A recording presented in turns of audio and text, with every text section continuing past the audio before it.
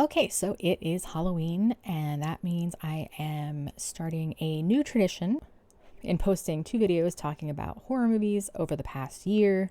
That is Halloween to Halloween. I just posted my most disappointing horror movies from the last year, and now I'm going to talk about my favorite horror movies from the last year. As I mentioned in the other video, these are across all subgenres of horror, so horror comedies, horror thrillers, psychological horror, all basically if it in any way fits into the horror genre, it could be on this list. As with the most disappointing movies list, this is not necessarily a reflection on how good the movie is.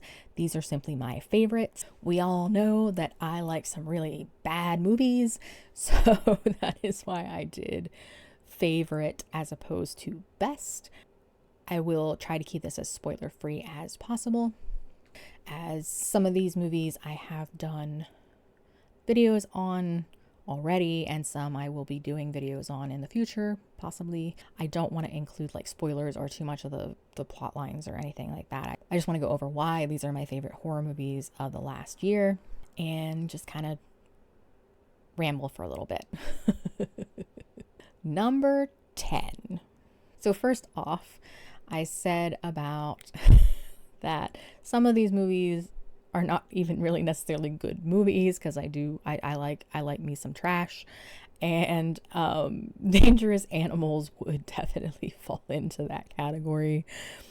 Um, this is a horror thriller starring Jai Courtney about a man who runs a shark tour business who is also a serial killer. It's ridiculous. There's so much of this movie that is just ridiculous and overdone, and Jai Courtney obviously enjoyed making this movie so much. It's fun to watch him be so villainous and just over the top. I just really enjoyed this movie. Like I said, it's nothing to write home about. It's not even necessarily a good movie in a lot of ways, but it was one I really enjoyed and was really looking forward to. So that is why it is at number 10. Number 9. For number 9, we have Heart Eyes, which is a horror comedy slasher that came out at Valentine's Day, and this was the movie I saw on Valentine's weekend because that's who I am as a person. And part of the reason this is on this list is because I had no expectations for this movie. I thought that, okay, who knows what this is going to be. From the trailer, it looked like it was just going to be a run-of-the-mill slasher with, Valentine's themes. It was directed by Josh Rubin, whose work I do enjoy, and of course it was written by Christopher Landon and Michael Kennedy, who again love their work. And so this movie is a love letter to slasher movies and romantic comedies, and it works so well. Just the cleverness of some of it, I really enjoyed it. Also, I am so disappointed in myself that I did not realize that Cuba Gooding Jr.'s son was one of the stars. I didn't put it together. This does such a great job of being clever and kind of poking fun at romantic comedies while also having some great gnarly slasher elements. It was one I really, really enjoyed when I didn't expect much out of it. And so that is why it is at number 9. Number 8. So this is one I'm not going to talk about too much because I am going to be uploading a full video on this one next week, I think, is when I have it scheduled. This is Together, starring Dave Franco and Alison Brie. It is a body horror romance, which, how can you not love that? I thought this was really well done, and Alison Brie and Dave Franco did not disappoint at all in their performances. I think that the overall writing of it was well done, and honestly, I just enjoyed watching it. I had high hopes for it, and it met my expectations, and therefore I really enjoyed it, and that is why it ended up being one of my recent favorites. And so that is why I included it. Number 7. Okay, I love found footage. I watch so much found footage. Most of it's awful, but I love it anyway. I like to talk about how awful it is. Sometimes one of the examples of good found footage has been, since its first movie, in my opinion, with one exception, the VHS series of movies. I keep waiting since the third one to be disappointed in one and have not had that experience. It is not a surprise that I was excited for VHS Halloween and it did not disappoint. I really enjoyed this year's installment in the VHS franchise.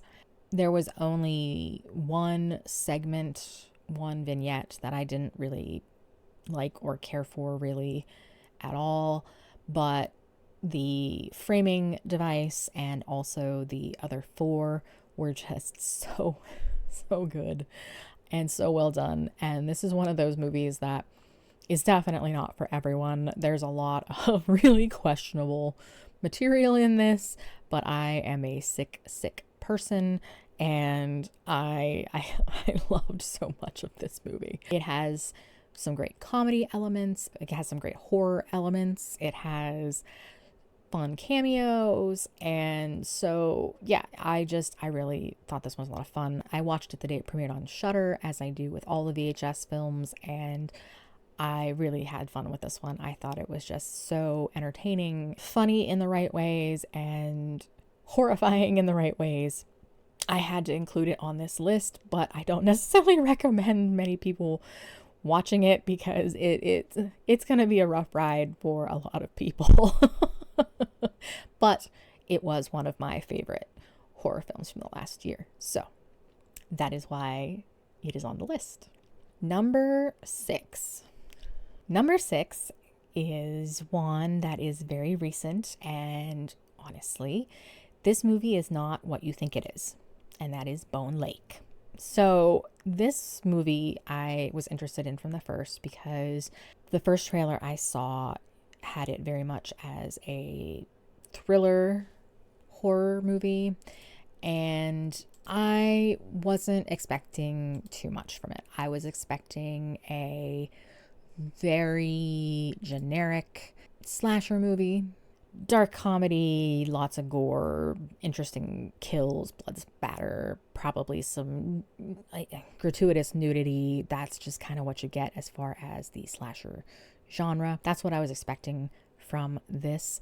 But this is actually, and I'm not going to go too much into it because, again, I have a video of this one coming very soon on the channel. This is a horror comedy. I know it's not marketed that way, but this is definitely a dark comedy. It's an enjoyable watch. It is so fun. And like I said, with VHS Halloween, there's a lot of questionable material here that I would not recommend this to everyone, but I really enjoyed it. I thought that it was well done. It gave me vibes similar to Who Invited Them from a couple years ago. It wasn't what I was expecting, but it was better than I was expecting. So I really enjoyed it, and that's why it ended up on my favorites list for the past year. Number 5. Speaking of sick and twisted body horror, The Ugly Stepsister, which I think this is the only foreign movie on this list, which kind of makes me think I need to watch more foreign horror in the next year. Anyway, this is a Norwegian dark comedy body horror that is inspired by Cinderella. I heard a lot of good buzz about this one. I am always in for a dark fairy tale. I loved this movie. I thought this was so fun. This was so great. I loved the themes that they explored in it. I thought the effects and everything were well done. Of course, it's a period piece, so it was just, the production value was great. It has some wonderful dark comedy moments. It has some very horrifying moments as well. It's a really good movie, and it's a fun movie if you have a warped sense of fun like I do. I had really hoped it would be good, and it ended up being as good as I was hoping it would be. And I have actually recommended it to a few people who I know have similar taste to my own since seeing it. And that tells you how much I really enjoyed it if I recommend it, because I am not one to necessarily just randomly recommend movies to people, because my personal tastes are so specific when talking about favorite movies as opposed to quality of movie. It makes me want to see more from this writer director, and I don't know that you can have a better compliment for a writer director than that. And so that is why I included it on the list. Number 4. If you've been on my channel for any amount of time, this one might actually surprise you if you watched my review of it earlier this year. And that is because I said about how I don't know that if this is necessarily a movie you can enjoy because of how dark it is. So this is Bring Her Back, and it is the second movie from the Philippou brothers, the first one being Talk to Me, which was also one of my favorite horror movies of that year. This is not an enjoyable watch. This is a very, very deep, dark, heart-wrenching body horror movie that also deals with very real-world emotions. There's a lot of metaphor. The reason it is on this list, the reason I included it at number 4, is because it is just so good. Like, I know I said that not all the movies on this, in fact, a lot of the movies on this are ones that no one would really like, because I like a lot of movies that aren't necessarily quote unquote good as far as quality. This movie is quality. This is just, there is so much good about this movie, and it is impactful in the right ways, and it's heavy in the right ways. It's just so good. It's just so well done that I have to include it as a favorite, even though I don't know if I'll ever watch it again, because I don't want to re-traumatize myself. But a movie that it can affect me that much means that it is one that I enjoyed and engaged with. So that is why I ended up including it on this list and including it so high. Number 3. Coming in at number 3. Osgood Perkins is one of my favorite writer-directors of recent years. It's not just because he's Anthony Perkins' son either, even though Psycho is my all-time favorite horror movie, and I love Hitchcock, and Anthony Perkins as Norman Bates is one of my all-time favorite villains, or my all-time favorite antagonist in a movie.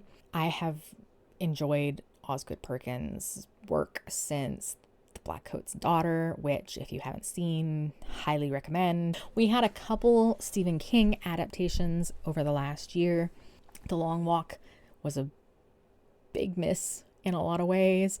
The Monkey was a hit, such a hit. It follows the short story enough, in my opinion. There's a lot of the short story involved in this included, and it also has a lot of added narrative, a lot of added bits to it. And it is a straight up horror comedy. It has everything that you would expect from a horror comedy, in that it has very, very over the top gory deaths, along with some great witty comedic moments. Theo James is amazing in the way he plays his character. Yeah, I have seen this movie. I don't even know how many times I've watched this one because I find it so fun and so entertaining. It just hits right in the right spot for me as far as a balance of comedy and horror elements, and it has a great level of like sarcasm and quirkiness. And so yeah, this was almost my favorite movie of the year, okay? Because I have seen it so many times. I just find it so fun and so enjoyable. So that is why I put it at number 3. Number 2. So as with my most disappointing videos, it was quite the duel for the top spot of my favorite horror movies from the last year. I had to really think about this one a lot, and it came down to two movies, obviously, that I just... The reason these two got put above The Monkey is because these movies, both of these top two, are exceptional quality movies, along with being entertaining, along with being ones that I thoroughly enjoyed. Part of the criteria for me putting this list together was if I was sitting in the theater, or when I first watched the movie, if I was sitting and watching it and I had that moment, a realization of at some point during the movie thinking, I really like this, then it got included on this list, right? I did a video on this one right after it came out. Number 2 is Sinners, and I cannot glaze this movie enough. There's just so much good in this, and it almost beat out the top one simply because this is not an adaptation. Ryan Coogler, this is all from his brain, and there's just so much to this movie. It is so much more than just a horror movie or just a period piece or just a movie about, music. This movie affected me on a very real level, and I am not one who gets a deep connection from music very much. I have my very small select bit of music that I like, but I can appreciate other genres and other forms of music. And the way that this film tells its story and combines all of these elements is so seamless and so wonderful, and I just absolutely love it. And that the cherry on top is we have a great vampire story along with everything else. If I was doing a list of favorite movies of 2025, it would be my top movie. And that is why it is at number 2 here. We still have some time left, and there are still movies I want to see this year, ones that have come out that I haven't seen and ones that are coming out. I do not anticipate anything beating Sinners as far as my favorite, but I will be talking about my favorite movies of 2025 at the end of the year, and maybe something will surprise me. I don't know. As of now, this is my favorite movie of the year. Number 1. When I decided to do these list of most disappointing and favorite horror movies from the last year, I debated on how to go about doing it, and if I wanted to do it by year or if I wanted to go like I decided to do, going from Halloween to Halloween. And I ultimately decided, since I'm posting these on Halloween, to go from Halloween to Halloween. That had the added bonus of letting me include this movie on this list. My favorite horror movie of the last year is Nosferatu. I adore this movie. I am a huge fan of Dracula. I am a huge fan of Nosferatu. My top 2 movies include vampires. I love vampires, not like Twilight vampires, like actual creature vampires. I love Robert Eggers' movies, with the exception of one. There's another one that isn't necessarily maybe my favorite, but I do enjoy his storytelling, his way he films things, his aesthetics, and just his overall crafting of movies. Therefore, I was very hopeful that this would be good. And it is so good. It so perfectly blends Nosferatu and Dracula that I couldn't think of a more perfect combination of the two, honestly. And it even has elements of Coppola's Bram Stoker's Dracula in it as well. I mean, it just blends things so well, and is like, it's perfectly done in my opinion, and it is high quality. The acting is great. It's another period piece that has just beautiful production. It's a perfect adaptation of one of my favorite stories of all time. I was excited when I realized when I did this list from Halloween to Halloween that it came out in December of 2024 and therefore could be included. Looking at all of the movies, the many, many horror movies, I should post a copy of my list of horror movies I've watched in the last year. It's and I'm just talking about new ones from the last year. There are also horror movies that are older than that, from before this year, that I watched this year that I had never seen before. It's crazy, I know, the number of movies that I watch. But anyway, Nosferatu, favorite horror movie of the last year. I don't know what any movie could have done to dethrone this one from the top spot. Sinners was close. What made this hit number one was the fact that this is a story that I have loved since I was a teenager. To see it so perfectly crafted for the screen, it's something I've wanted to see, for decades. That is why it ends up being number one. It is another one that is not going to be for everyone. There's a lot of sexual themes. There's a lot of gratuitousness in parts of it, which will not appeal to people, and that's fine. It's just a preference thing. Most people, I think, when they saw this, they were expecting it to be Bram Stoker's Dracula, Coppola's version, which is not Dracula in a lot of ways. And a lot of people have never actually seen the original Nosferatu, and so I think a lot of people had no idea what to expect going into this one. For me, perfection.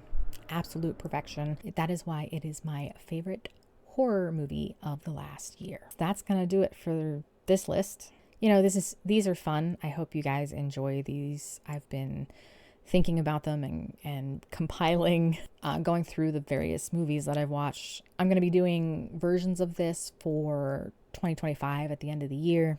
So those will be a little different because they will include all genres, not just horror movies.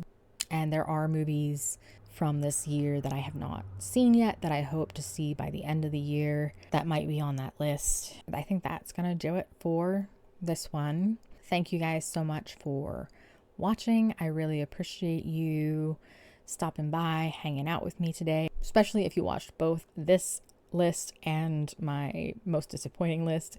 You guys are rock stars for that. I hope to do lists like this every year on Halloween. I hope that you guys will join me for a new yearly tradition. Thank you again for watching. I really appreciate you taking the time to do so, and I hope that I will see you in the next one. Thanks.